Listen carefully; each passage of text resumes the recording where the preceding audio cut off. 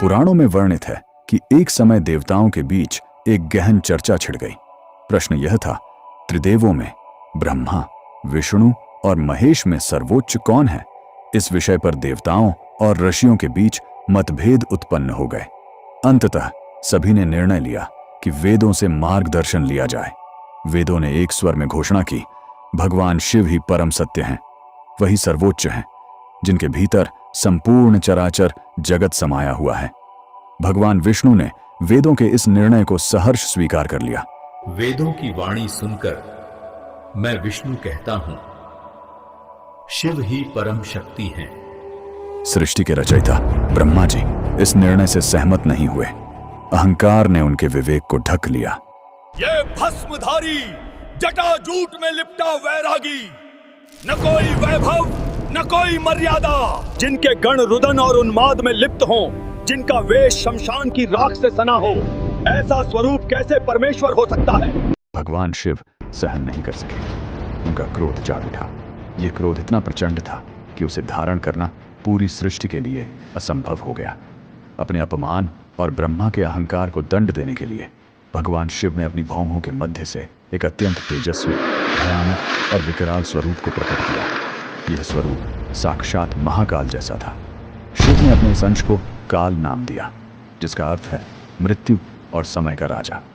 यही उग्र और तेजस्वी स्वरूप काल भैरव कहलाया।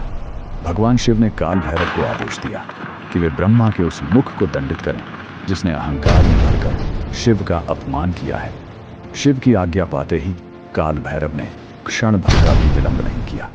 अपने प्रचंड रूप में उन्होंने ब्रह्मा जी के उस 5वें मुख को धड़ से अलग कर दिया जिसने शिव की निंदा की थी। इस कृत्य से ब्रह्मा जी का अहंकार नष्ट हो गया।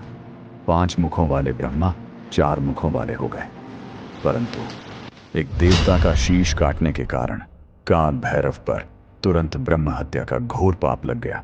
ब्रह्मा का कटा हुआ शीश काल भैरव के हाथ से चिपक गया और ब्रह्म हत्या की शक्ति एक भयानक स्त्री के रूप में उनके पीछे पीछे चलने लगी, जिससे काल भैरव को अत्यंत कष्ट होने लगा। भगवान शिव ने अपने इस अंश को इस पाप से मुक्ति पाने के लिए तीनों लोकों में भ्रमण करने का आदेश दिया। काल भैरव दंडपाणी रूप में भटकते रहे। उन्होंने असंख्य तीर्थों के दर्शन किए, लेकिन कहीं भी उन्हें शांति नहीं मिली, क्योंकि कपाल उनके हाथ से अलग नहीं हुआ और ब्रह्म हत्या उनका पीछा करती रही। अंततः भ्रमण करते करते वे भगवान शिव की परम प्रिय नगरी काशी पहुंचे।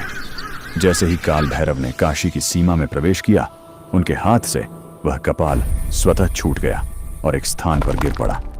ब्रह्म हत्या की शक्ति वहीं पाताल लोक में विलीन हो गई। जिस स्थान पर कपाल गिरा वह कपाल मोचन तीर्थ कहलाया। इस प्रकार काल भैरव को ब्रह्म हत्या के पाप से मुक्ति मिली। तब भगवान शिव अत्यंत प्रसन्न हुए। उन्होंने काल भैरव को वरदान दिया कि वे इसी काशी नगरी के अधिपति और कोतवाल बनकर यहीं निवास करेंगे। शिव ने यह भी कहा, जो भी काशी में प्रवेश करेगा उसे पहले काल भैरव की आज्ञा लेनी होगी। तभी से काल भैरव काशी के कोतवाल कहलाते हैं, जो भक्तों के भय, पाप और संकटों को नष्ट करते हैं, धर्म और न्याय की रक्षा करते हैं और जिनकी पूजा से मनुष्य काल और समय के भय से मुक्त हो जाता है।